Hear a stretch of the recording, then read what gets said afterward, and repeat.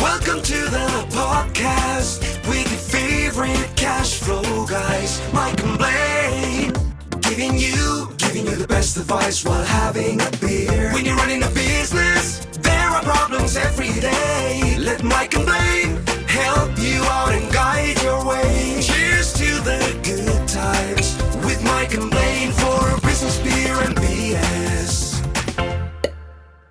Hey, it's Mike and Blaine, episode 188. I'm Mike Marlin, also known as Cashflow Mike. That is Blaine Birch, the CEO and founder of Dry Run, the best cash flow forecasting software on the planet. What's up, man? I'm excited to be going again. We had 1 week off a few weeks ago, and I'm back in the rhythm now. I'm ready to go. I'm excited. Got a good beer for today.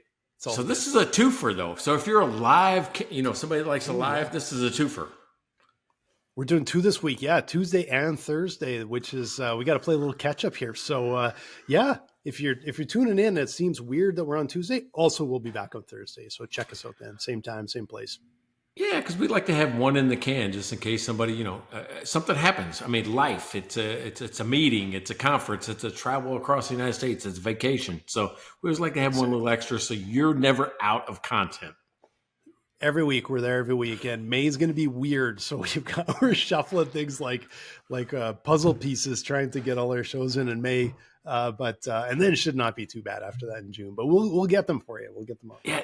Next 2 weeks are rough on us, right? So I've got next week, I've got Provo, Utah. I'm speaking at GrowCon, which is for accounting, bookkeeping owners of firms. And then the week after that, I've got 25 people going to join me for a Master Trainer Live about the clear path to cash right here in San Antonio. So pretty excited. We've got people coming in. We got people going to join us online. So it's going to be a good event. Nice, man. Yeah, it's that time of year. You get past tax season. Everyone wants to get going on stuff. So it's good to see. Yeah, there we go. So, hey, one of the things that we talk about, it's Mike and Blaine, business, beer, and BS. So what are you drinking, man?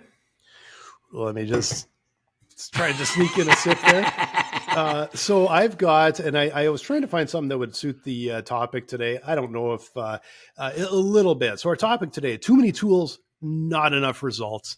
And we're going to talk about when you have just way too many software packages going and you're trying to make use of them. And what it does is it's a Mirage. And so I grabbed Odd Company's Mirage Dark Lager.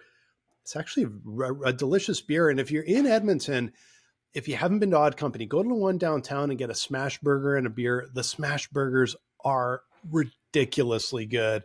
And it's just a cool little place. So go check them out. Yeah, very cool. So I'm on my third week in a row of Pat's Christmas beer. I was just going to ask which one is a reindeer ale or something. All right, so this is the last one. So I think we're past Christmas. We'll probably be on to Valentine's Day soon. But I can't complain about this one. I can't complain because it's probably one of the best beers he's ever given me. And you're going to know it, right? You're going to know it. Everybody's listening is going to know it. Delirium, man. Delirium.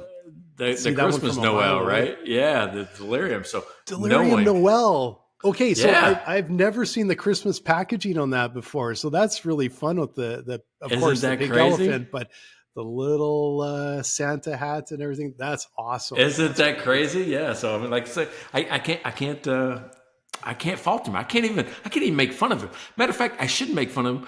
This guy just got 6-7 pallets of grass delivered. I can see down the way here. I'm like, ooh, so he's going to put in sod. Mm-hmm. He's doing it himself. And I did that 2 years ago. And it about killed me. So dude, that is back-breaking work. Ooh, and I'm telling you, I got this little wagon. Right, just a wagon I use around the yard because I'm getting old, man. I mean, I'm in my 50s, so if I got to move dirt or mulch or grass pallets or anything like that around, I got a wagon. I just kind of pull it with me instead of carrying bag by bag by bag like I did in my 20s.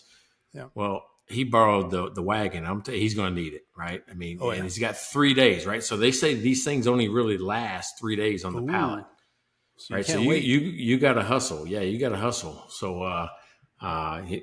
Anyway, Good luck. Good luck, Pat. So I'm assuming you're not listening right now because you're out there slogging a bunch of lawn around.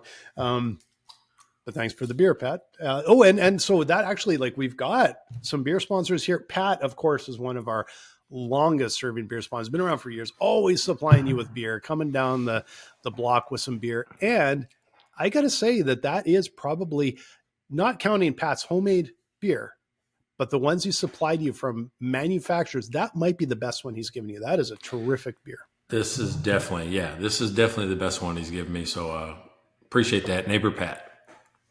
Always.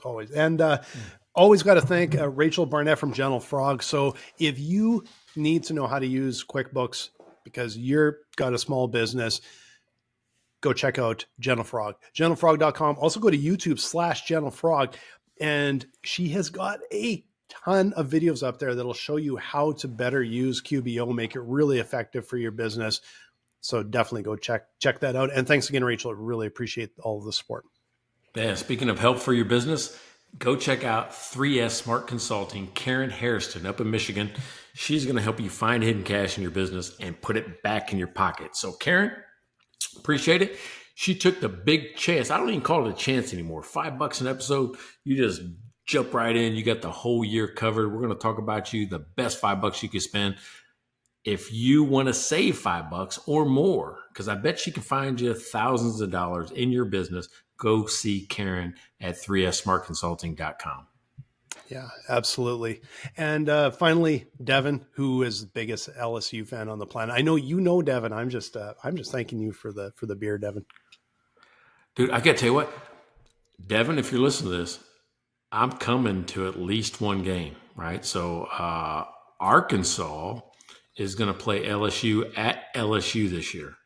And now everybody knows I went to Baylor, but Courtney's parents are Arkansas fans, right? And like, hey, so now there's a connection. So we're going to go see Arkansas play LSU. So if I see you there, I'll see you there. I just have to ask because I hear there's a Canadian coming out of me here, but so it's not Arkansas, but there is a Kansas, but there's Kansas City that's not in Kansas. Seems some weird stuff going on with Kansas down there with you guys. Well, I know there's Paris, there's Versailles, there's all kinds of just weird stuff going on in the United States. I think it's just like going, there's so many places to name. Let's just reuse them. Just chuck out whatever comes to mind. Hey, that's like my last name. You know, my last name, Milan. It's just 5 letters, but nobody can pronounce it right. It's Milan, it's Milan, it's Milan. It's almost never Milan. Yeah. I always wanted to call you Mike Milan. Because you think I'm fancy. You think I'm fancy. I'm not that fancy. You're just like a fancy Italian place. That's aristocratic. Yeah, but you know, I mean, look at me. I'm more Scandinavian. It's a lot of Viking going on here. More Milan, less Milan. Yeah, I get that. There you go. So if you guys, okay, before we dive into our topic, we just got to say now, please follow, like the show, subscribe. If you're watching it right now, please click like. YouTube loves that. So we got to ask. Also, though, you could also be a beer sponsor. Like Mike said, for $5 an episode, we will mention you. You're in our show notes. It is the best $5 you'll ever spend. And you can buy as many episodes as you want. You just go to MikeandBlaine.com. There you go. Hey, and don't forget, we do a mid-roll sponsor too that I think we do a fantastic job for. So you don't think that, I'm just a little person. I can't do that. I can't afford it. Can't whatever.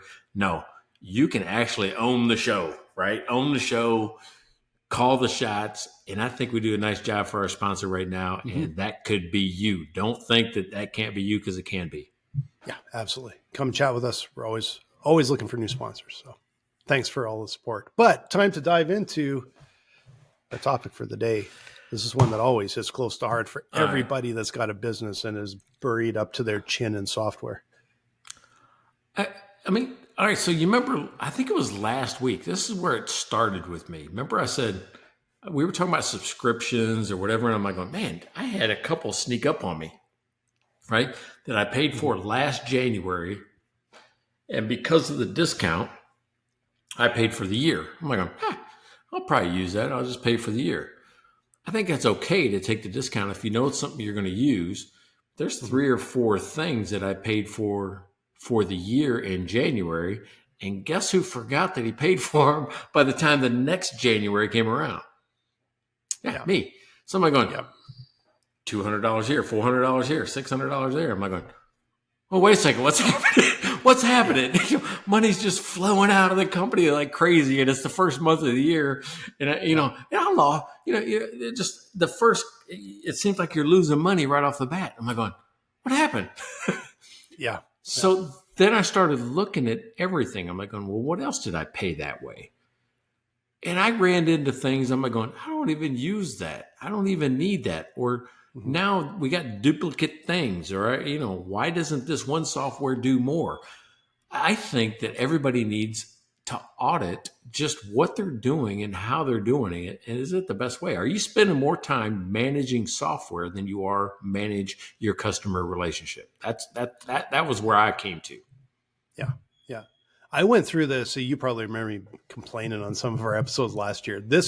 A lot of that stuff, like I got to stay on top of it now, but a lot of that stuff I went through last year where it was like uncovering deal after deal that was, software we weren't using, software that we were overcharged for, software that we had the wrong level, the wrong account, and just bleeding money. And right now, businesses, especially small business, can't afford the discretionary spending. They don't have room for that.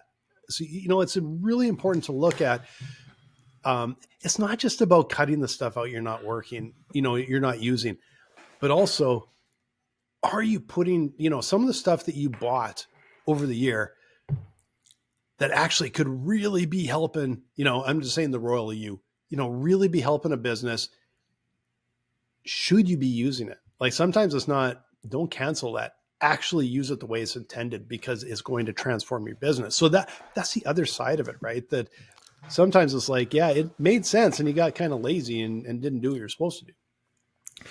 Well, when it comes to, all right, so being lazy and things like that, I'm like going, say what you want to about Doge, right? The Department of Government Efficiency. I'm not taking a position here, but when they said we found thousands of licenses that were unused but being paid for, right?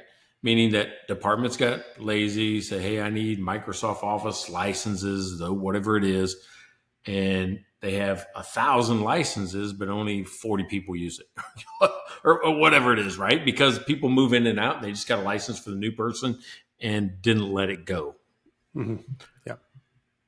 It happens. It doesn't have to be the government. That happens at all levels, right? Just for Every all level. of us, every level.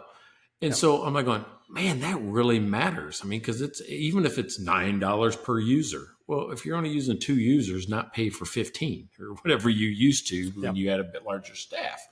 So I'm going, man, that just, if it can happen to even the government, as large an organization as that is, with as many people with eyes on it, it can happen to you where you're just you running your own business, right? You got a couple or 2, 3 people. So it's really important to look at these things. Yeah. And it's hard to stay on top of it. We literally have a spreadsheet to stay on top of it. I still check my credit card statements because it's stuff didn't make it into the spreadsheet and then we forgot about it. And, I think companies should be required to send out notices. I think we send out notices just, hey, it's coming, right?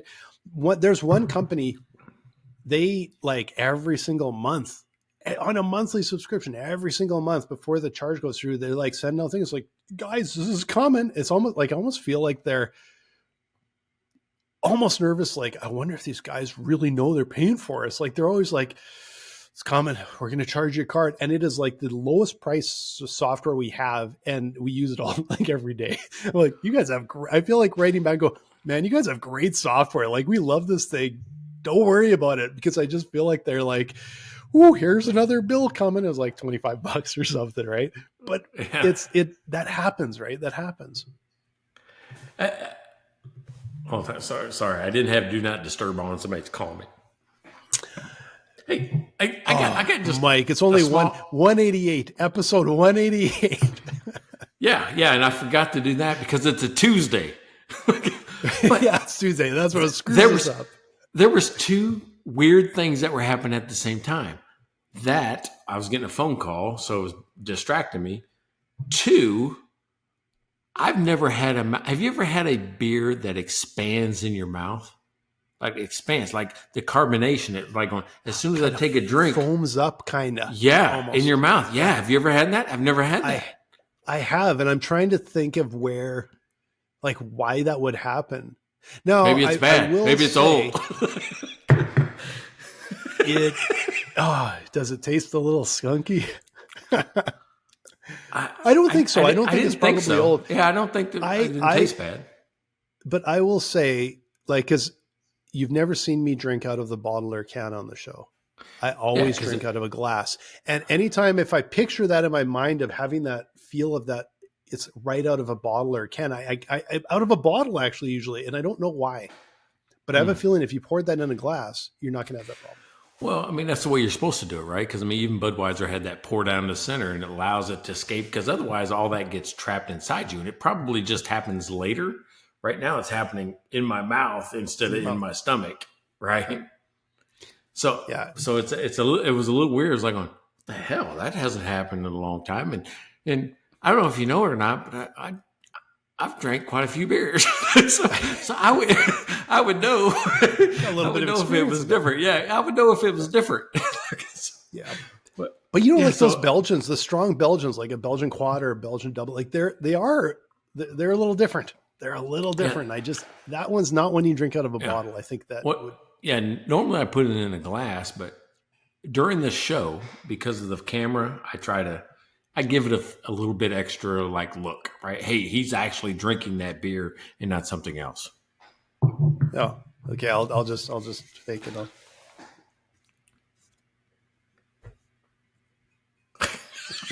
Just trying to get the label face forward. Hey, you're not going to get the big bonus bucks for product placement in the movies. you know when they do it well in the movie because they'll have the label and it's just it's not even aimed in the that's funny. We're not quite to that point yet. All right, so here's what got me thinking, and when I was writing this, I'm going, has there been times when I was overloaded with software? And I went back to the bar days where I had QuickBooks and I had this other POS that didn't talk to QuickBooks. So I had to do a duplicate entry. Then we had an inventory system that was kept in Excel. It was just like I had 4 or 5 different things that really should have been one. And I look now, even our catering was done on just fucking Word, right? Just like a Word document.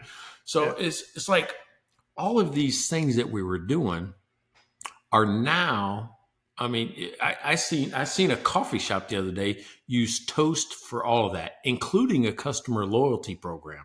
And like I said, I used to have 5 or 6 different things I had to have just to do the basic things that people were doing with one software program now. And that got me thinking well, what else could I be doing? And people say all the time why do you want to just use WordPress with these plugins? Because it's all in one. Everything is in one spot and it talks to each other really well. And every time I try to hire a contractor, they want to introduce another third software. I'm going, I said, I've built enough Frankensteins with all these different things stitched together that I want the things that play here. And if you don't know how to play in this ecosystem, then I can't have it because everything right now talks and plays and works well. And I don't need duplication of effort anywhere, as a small company. And I think it's important that they talk to each other, but also what usually doesn't work is a single platform doing everything. That rarely works because it gets so bloated and it ends up being really bad at everything rather than being excelling at anything. But if they talk to each other well, which is like the WordPress plugins, they're all third party. Like they literally just work well together. That's the key, getting things to work well together, that have to work well together. But I'm also going to say it's your business software isn't every single thing talking together. It's the things that make sense to make them talk together. But I will say they should also be siloed. It's a little bit of need to know basis. And I'm saying this from a security aspect, because if every single thing was all plugged in and there happens to be a vulnerability somewhere, and it's just like it opens up your entire network. So the other side of this that I really think we should dive into a little bit is on the security side. It is incredibly important. It's paramount. Small businesses have never been under attack and under assault more than they have now. Boy, it's hard to keep track of that. So we look at that from even like a staffing perspective, a user access perspective. It's need to know basis only, not because we don't want you to know something. It's because we don't want any security gaps. And we are really conscious of us talking to each other. And if it doesn't need to, it ain't talking. And even though it's a pain in the ass, we have 2-step, 3-step. One of our systems, I think, is close to 10 different security levels that are all baked in because of that. So I do want to bring that up, that having too much software or having them all talk to each other, you got to keep a really tight eye on that. That's got to be in your spreadsheet as well, not just what you're paying for. No, I would agree with that, because every introduction of a third party introduces a new set of risk, right? Mm-hmm. Just does, because you got people coming in from their angle, right? So the way my website is set up is that I've got one that creates the membership, and that's the paywall, right? Which gives me a way to shut off access to some things and give you access to others. That's really what it does, is it sets the first gate. And then beyond that, I've got the course, right? So now you got the course, but inside the course, depending on the level of paywall, and I got 3 different ones, you might get 1 course or 2 courses or all courses, right? I mean, just based on what you paid for. Yeah. So, and the membership program doesn't do the course program. Now the course program is trying to do the membership stuff, but again, that's one that I'm like going, nah, they're really good at memberships. You're really good at courses. I'm going to keep you separate, because you say an all-in-one might not work. Then I've got an events calendar, and I can change the view of the events that you see based on your membership, right? So it goes back to that one paywall and says, oh, these options are available to you because you pay a certain level, and you might not see it if you pay a different level. And then I got this thing called the affiliates, which helps me really keep track. I don't have to keep track of the spreadsheets or all that. If somebody pays for a membership, but they came from you, right? Like maybe you have a specific link from Dry Run and they click on it and they pay for it, I automatically know that lead and that money came from Dry Run, and I can make the payment inside the program as well. So, I mean, all of that is working, and everybody wants to come in and disrupt it. It's working, right? It's just working, and everything's right there. So, and then the CRM is also included that talks to all of it. So everything that happens gets attached to your name inside the CRM. And man, I'm gonna tell you what, I know it's an all-in-one, but it's siloed because it's third parties, right? Playing on the same platform. Yeah. And I think that is the way that the world's gone, and it works really quite well, because you're instead of one tool trying to do everything, it's like you have 10 experts working together, and every company is a different 10 experts. There might be 2 or 3 that are the same, but then you're going and finding, well, for my company, who's the best at, memberships, because it's like, yeah, our membership compared to those guys, the problem they have is maybe volume, but they're really low cost. Ours is higher cost, but lower volume. Like there's always these factors that mean you're looking for something that suits your business and your needs better than everything else, but you still want them to talk to each other and dovetail together. See, that's where you and I both have these experiences with Intuit, right? Building products that integrate. And then I always said that they ate their young. I mean, that's just me, my personal opinion. Meaning if somebody's really successful in that QuickBooks ecosystem, they're going to try to either copy it, duplicate it, integrate it with their own stuff. I mean, they're going to somehow try to capitalize on your success. And they always do it at about 40%. It's like you're going to get about 40% of the product that you would with a third party that's only focused on, we'll say, cash flow or inventory or timekeeping or whatever that is. So I like trying to, it's still Frankenstein stitching it together, but I like it where it all plays on the same platform. This is where I've always had problems with Zapier, right? With Zapier, when you try to do the same thing, there's too many things that break, it seems like, when it happens. It always seems to break. It always seems to just kind of be kind of working, but it's so fragile that any little thing breaks it. Yeah, we've had experiences with that. We've had experiences with using third-party integrators and that. And today it's like direct connection. We have complete control over what we develop and what we do because it's the reliability. It's just that's a hard thing to get when you have too many middlemen, right? So it's a challenge. It's like when it works well, it just sings and it works. When it doesn't work well, it can be so frustrating. That's just how it is, right? Yeah. So I've got friends out there right now. I mean, and Seth David is one of them. This guy tests everything. And I love that about him because I get kind of whatever's new, he's going to go test it. Like from Notion to Monday to, it doesn't matter. He tests it. Yeah. And in some ways I see that all of these things kind of do the same thing. And I see people kind of just jumping between them because they don't do exactly what they need to.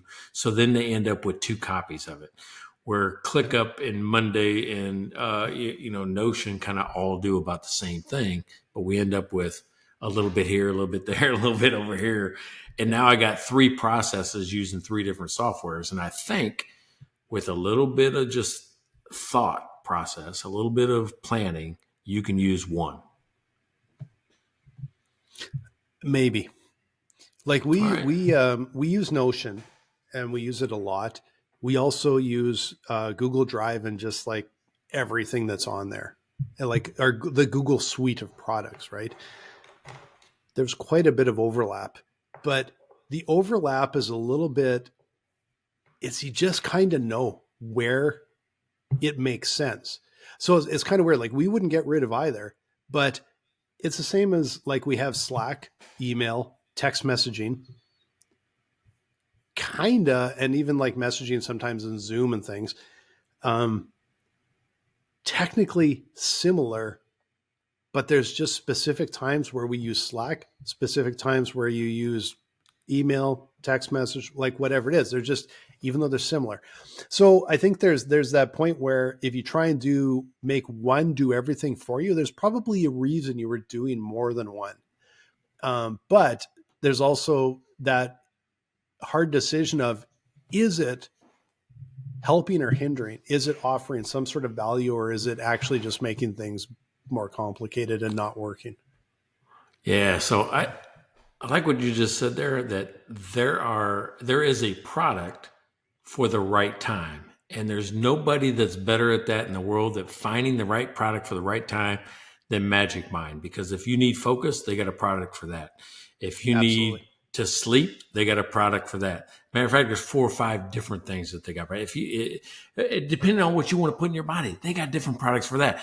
If you're in the morning and you said, this is the day I got to get things done, I tell you what, the product that we take right here in my house, the Magic Mind for focus, is the one that you got to do, because you're going to be dialed in. There's going to be no distractions. There's going to be nobody that gets in your way. You are going to get so many things done that you're going to say, why on earth did I not find this sooner? Well, it's easy to find. It's a Magic Mind, and we even got a discount for you, and we got new stuff. Go ahead. Absolutely, guys. Like, go to magicmind.com and you can take advantage of this limited time offer. So you get 34% off a subscription. your first subscription. You're going to want to get a subscription because you're just going to want to keep it coming. 34% off. So it's a really nice discount. Go to magicwine.com/MikeandBlaineAPR. APR for April. Use the code MikeandBlaineAPR, all caps, or just check down in our show notes. You're going to see the link there. You're going to see the code there. Go get your 34% off and get started with Magic Mind. You're going to love it. I just got my email saying, hey, it's on the way. It's shipped. Because I got two people in this house like going, hey, we're getting some more of that. We're out. I got Pat. Pat comes down and grabs it. And, every once in a while, Pat, you need to get your own subscription. Just go down there, use Mike and Blaine APR and get a subscription. Start bringing it into that house. Get some focus. You're putting all that grass out there, Pat. I was just going to say, think how fast you can lay that grass down, Pat. If you take a couple Magic Minds, you'll just be like, yeah, I'm done. Like, no, don't need any help. I'm done. That's funny. Hey, great sponsor. Love having them. So, All right. So Notion does so much though. All right. So is there an opportunity for people to be overwhelmed by software? We're just talking about Notion that does so many things that I got overwhelmed by it. When a company I was working with, that's all they use. And I'm going, how do you guys do this? I mean, it's like a whole new language I had to learn. So, I mean, what about overload for just a regular person that has a real small business and can't devote time to that? It absolutely can be. But also I think it's sometimes you just use it for what you need it for and don't worry about the rest. Like Notion for me, and I'm looking at a Notion page right now. That's where we have, I've got the sponsorship stuff on. I got our sponsors. I got all that stuff in a Notion page, right? For me, I use Notion mostly as just it's almost like Google Docs a bit, a little bit more organized, a little bit easier for me to find stuff, more searchable, a little bit nicer to look at, all that kind of stuff. But we also have, and I didn't build it, co-founder who is way smarter than me and can do all this technical stuff, has built systems into Notion where it's like grading and forms and things. So as we're talking with customers and potential customers, and we record all of this, like we're always putting in notes, and so everyone can track what's going on with everybody else. And it's got these really nice, tight little custom, almost like little surveys. It's so easy and so fast. We don't have to do that. He's like expert level of Notion. Me, I'm like, make new doc, type, done. That's all I use it for, except for when other people have made systems for me. So I don't think you have to be overwhelmed with it if you just use it for what you need it for. And you don't, it's one of the things we talk with our clients about all the time when they're getting started. Let's just keep it simple. What are you doing now? Let's take a step here and make what you're doing now easier, but kind of feel like what you're doing now. Let's get started easy. It can evolve over time because you can do a whole pile of fancy little things in there. Don't try and boil the ocean. Just start and get it easy. Make it easy, right? And I like to look at things this way, like one in, one out. If I'm going to add something, I got to get rid of something, right? There's something that's underutilized. There's something that's redundant. There's something that's not fitting the bill anymore. So it's not an absolute one in, one out, but it's like going, if I'm doing this now, it's taking the place of something that I was struggling with, right? So maybe it's a spreadsheet I give up on. I don't try to now do both. Some people do both just because they don't have the safety, right? They're like, I'm giving up on what I'm comfortable with. And when I move to this new thing, I don't trust it yet, right? Yeah. So some people will do it that way. I like to just say, hey, look, one in, one out. And what I've found today, I found 3 different pieces of software that I just don't use, right? Just don't use, even though I kept it past the trial period. I've been paying for it, just not using it like I thought I would. And this is maybe, 6, 10, 8 months later, whatever it is. And I got into the habit, and maybe it was you that told me this, that as soon as I start a trial, I'll go to like 5 days before the end of the trial date and set a calendar event that says cancel this. I do it all the time. Every time. Just cancel this so I don't forget, and I'm not paying for something that I know I'm not going to use or I don't forget about it. Yeah. And not every company makes it easy to cancel. That's what No. I've learned it. And if Holy I sign up for an shit. annual, I do the same thing. I'll do an annual, and about 3 weeks before the end of the when it renews, I have it pop up on my calendar. I never used to do that, but you get caught a few times and you learn your lesson and go, yeah, put it in my calendar because I don't want to forget. Right. And a lot of places don't send notices, to let you know what's coming up. Right. Yeah, I mean, and it's the easiest thing in the world. I mean, yeah, it's going to take you 25 seconds. But dude, it might save you hundreds or thousands of dollars in just unwanted subscriptions. Just that I one will thing. tell you that, you know what, if there was a bank or like a credit card company that brought out a credit card and the only thing that they said, I didn't even care about points. They just said, you can set like every subscription you have, you can turn on a toggle that says you want to confirm it every time, or we won't run it through. Send a text message. Yes. They did that. I would be on that credit card right away because it's so hard to keep track of everything. And some stuff I'm like, yeah, okay, I don't need to remind me of this one. We use, like, it's awesome. We use it every day. We know we're using that one. But all these other ones, I would just be like, just confirm with me first. All right, so next week I'm going to meet with two different like digital banking companies, and I'm going to take your idea and steal it and not give you credit. Do that. I'm fine with that. I don't want credit. I I'm want just the kidding. card. I'm just kidding you. But yeah, they ask me all the time. They go, "Hey, you know what? Could we do better?" Hey, that's a great idea. I'm gonna mention it to two providers next week that I already have meetings with. So yeah, absolutely. That is something that I will figure out how to fit it into the conversation because they're going to ask me, "Hey, what do you think we could do better in our platform?" And I'm going to tell them, this is one thing that's going to differentiate you and make you something that is valuable to every person that has a subscription, which, by the way, is almost everyone. Everyone. Give control back to the consumer.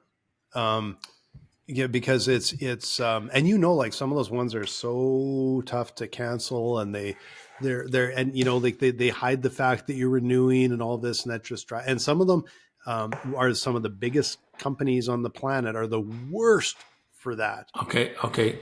Now there is a such thing as tortious interference.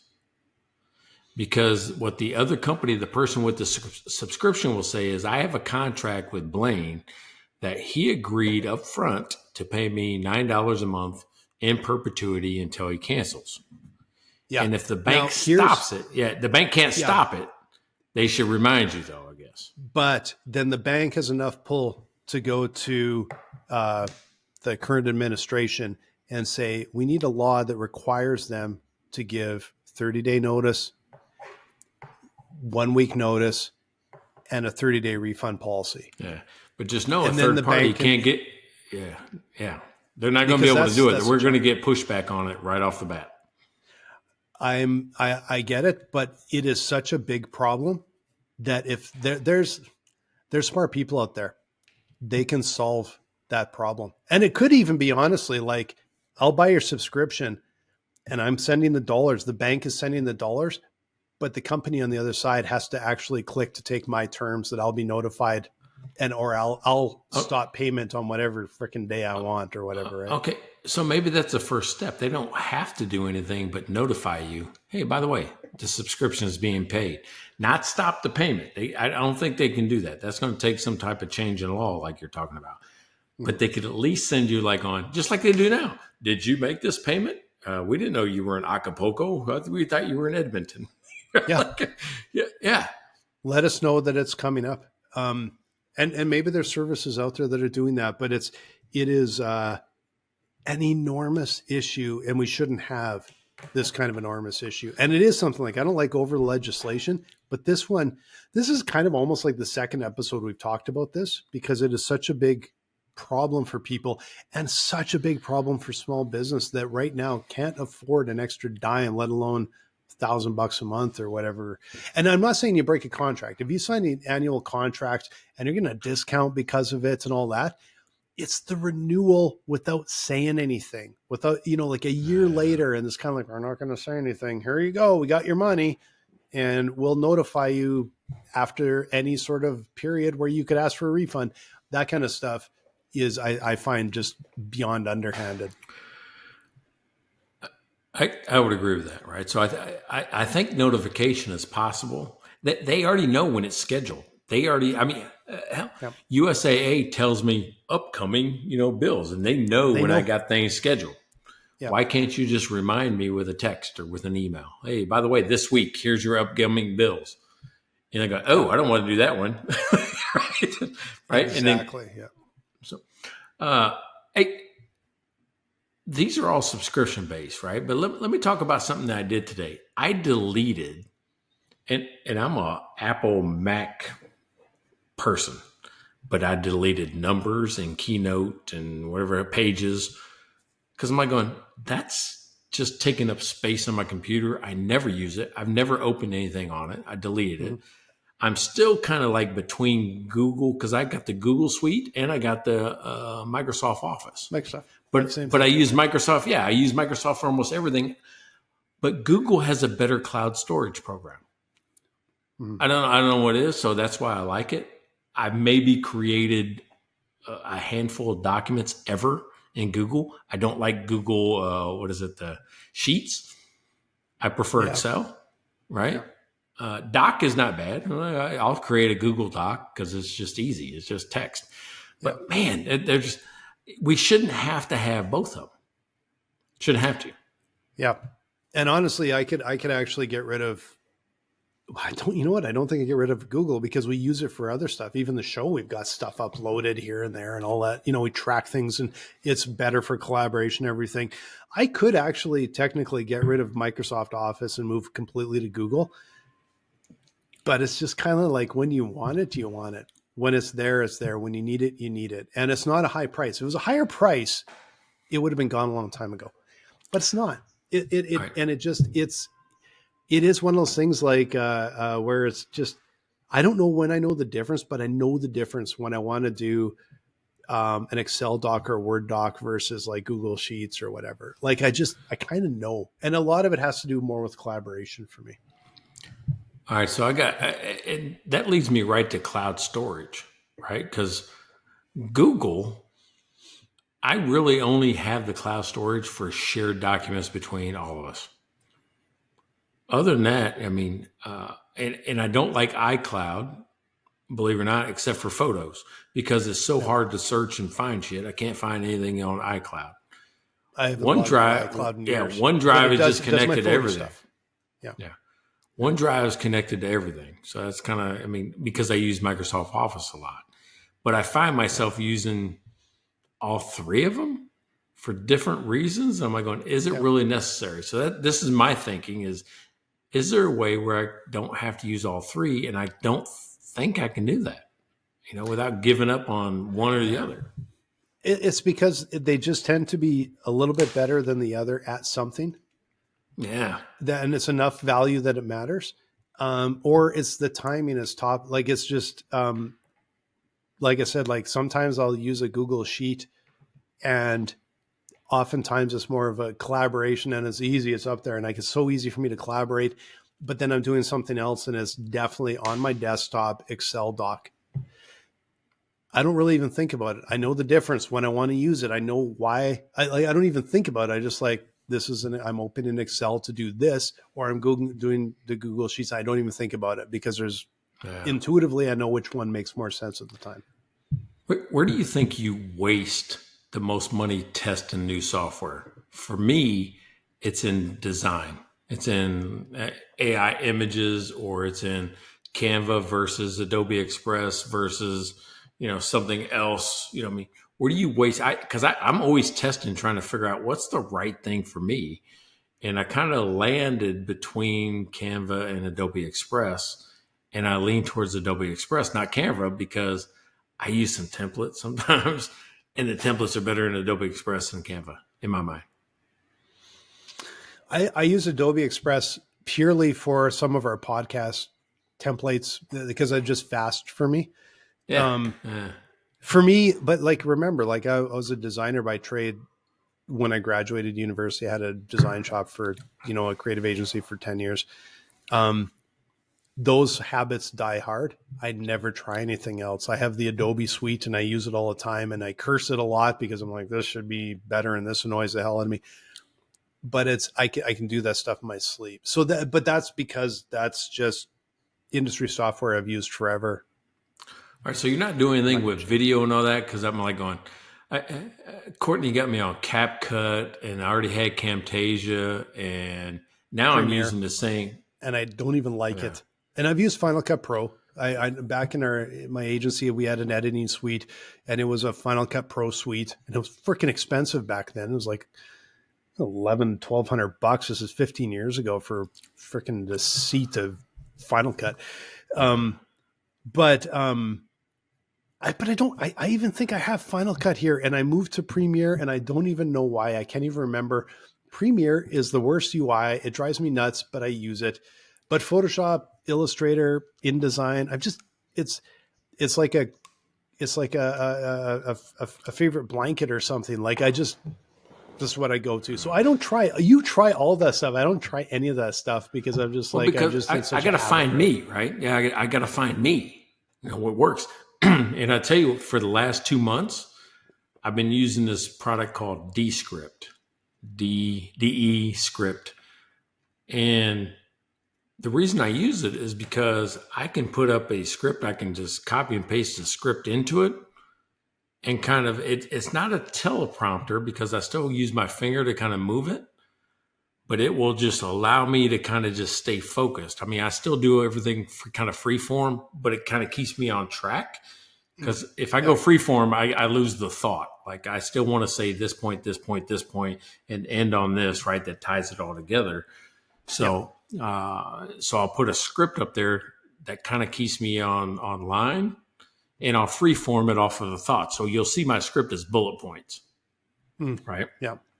But I can keep it there in front of me as I go down through. If I need to move it, I'll just move it like this. Like you can't even tell I'm moving my thing right now.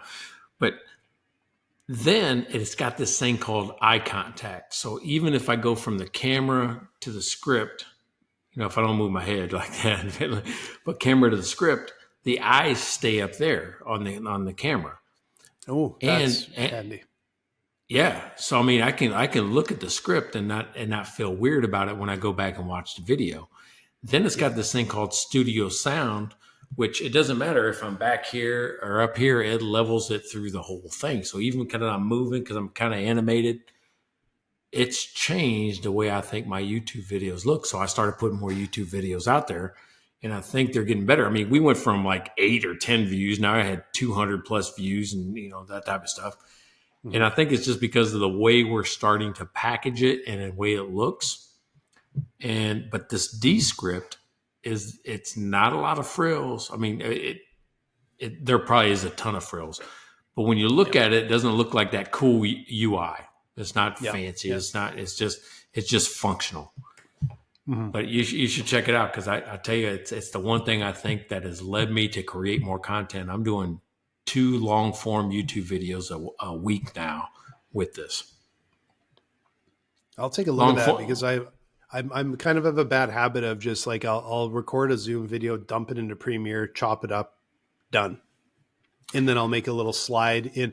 But the slides I usually will use Adobe, whatever, the online one, just because it's template and it's really fast. And I know if I start down the path of designing it in like Illustrator or Photoshop, it's like I could burn hours.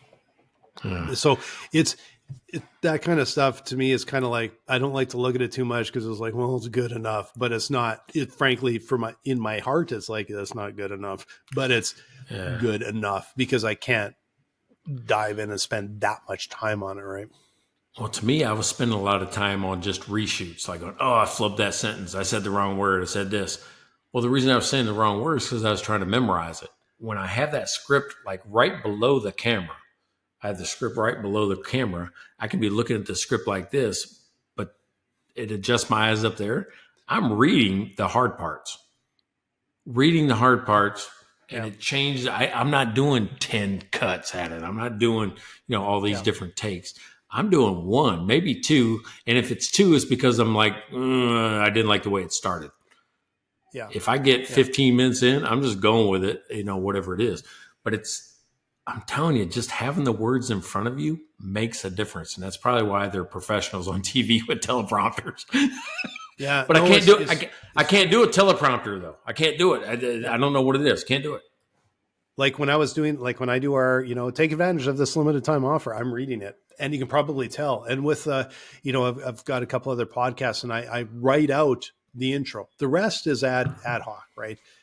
The intro I've changed, so I actually will read the introduction, and I'm sure people can see my eyes going like that. But it's better. So if I could get like Riverside, if you're listening, if you could make it look like I'm looking straight at the camera while I'm reading stuff, or you could do a teleprompter over the screen. We are full of ideas today, aren't we? Like, hey, go check out my YouTube, man. Cashflow Mike YouTube. You'll see in these 15, 20-minute videos, I've just been putting the new stuff. You'll see maybe it looks weird every once in a while because I think it might look weird every once in a while because it adjusts my eyes. But most of the time you can't fucking tell. Still looking. No. Yeah, like it's not side that of the bad. head. Yeah. It's actually pretty good. It's like eye contact, camera or something like that. It's really weird. So as long as I'm kind of in this area, it keeps my eyes up here and not down there. And it's not moving back and forth like this. Yeah, not at all. But see, I need that as a plugin for like Riverside or Zoom or something. That would be really handy because those are the ones I use, and but they should have a teleprompter built in so it's on screen and you can see yourself and you can kind of read, and it does that like that. Yeah. It's really slick, right? Yeah, one of the things I love about this show is that nothing is scripted. Nothing. Even the intro. We got the one in, the recorded intro with the song, but that's the song. But as soon as we start, what we say every time, it's just what it is every single time. I love that. But what's funny is I told somebody today, I said 188 episodes in, we have a rhythm. It's like 9 to 11 minutes, we switch to the topic. At about 30 minutes, 28 to 35 minutes, we go to the mid-roll. And then about 50 minutes to 60 minutes, we end.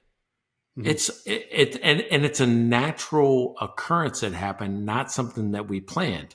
I had to figure out those times by looking like, oh my God, it's almost every time we're around this time. Yeah. And they moved the clock. I don't know if you noticed that in Riverside. They moved the clock, and I'm just like looking here, there, everywhere. Like, where did it go? It used to be down there. Now it's up there. And mine's always been up at the top. Mine hasn't moved. Still top right.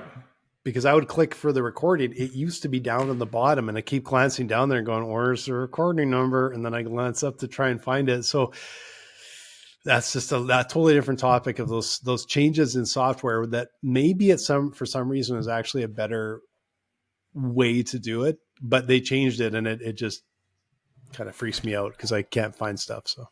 Yeah, but what amazes me is that it was a natural occurrence. It's just like we didn't plan that, hey, we're only going to spend 10 minutes on the intro and then go. It's just like, I think we both felt it like going, man, it's time to get to the shit. Just goes. Yeah. And it's almost always the same time. And what's interesting, because I'm always sending our sponsor, they always want to hear our little bumper, right? So I'll send the sponsor, I'll go, here's a link to the video, here's the time stamp. I'll tell you that timestamp virtually every week is within 30 seconds of each other. Like it is. It's going to be early this week. Going to be early this week because of what you said. Let me just kind of roll into it. Right? Worked in really well. Yeah. Like you got it. You got to grab those, but it's amazing how like it is right there all the time. Yeah. So it's, it's good. We're getting close to 200. 188 is in the books. It's in the books. So we're going to do another one on Thursday. If you're the type of person that likes live, if you want to hear live and comment, I know we didn't get a lot of comments today, but if you want to comment, you want to make fun of us, I don't care. Hey, any engagement to me is good. I mean, if he's like, you're full of shit, Mike, it's okay. Put it in the comments because that's what we like. That's what we feed on. We want you to listen. I love it when my neighbors make fun of me or my customers, my clients say, I heard what you said. I love that. So bring it back to us. Yeah. Definitely follow. So check this out. This one will be going live, or the recorded version will be up later this week. We'll be going live on Thursday. Make sure you like, subscribe, follow the show. Go to MikeandBlaine.com. Become our next beer sponsor. $5 an episode. We will talk about you. We will put you on the episode, and promote your business. And if it's just you, hey, we'll promote you. So go to MikeandBlaine.com. And also, like the other Mike Mylan reminded us last week, we also have merchandise. We got merch. So you want to get some really cool shirts with the two Mike and Blaine skulls and the hats and all that, go check out MikeandBlaine.com. You can get some really cool merch too. Check out their website at MikeandBlaine.com. Then subscribe to the podcast and buy these guys a beer.